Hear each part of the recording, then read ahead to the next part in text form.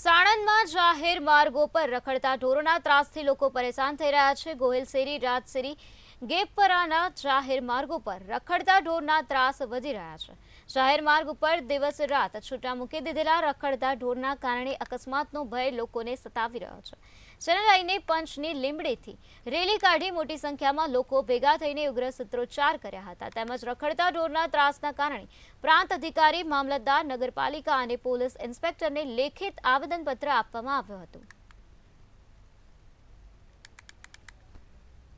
અને 3 શેરીમાં રાજશેરી, ગેપરુ અને ગોહિલ શેરીમાં ગાયોનો એટલો બધો ત્રાસ છે, એની કોઈ સીમા નથી। રાત્રે 6 વાગ્યાથી સવારે 6 વાગ્યા લગીને બધું રસ્તા અમારા બ્લોક થઈ જાય છે। કોઈ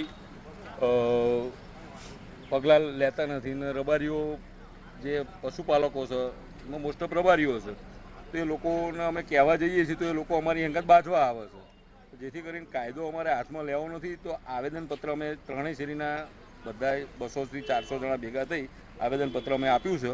અમે 4-5 દાડા રાહ જોશું, નકર અમે આગળના પગલાં ગાંધી ચીધિયા માર્ગે આંદોલન કરશું।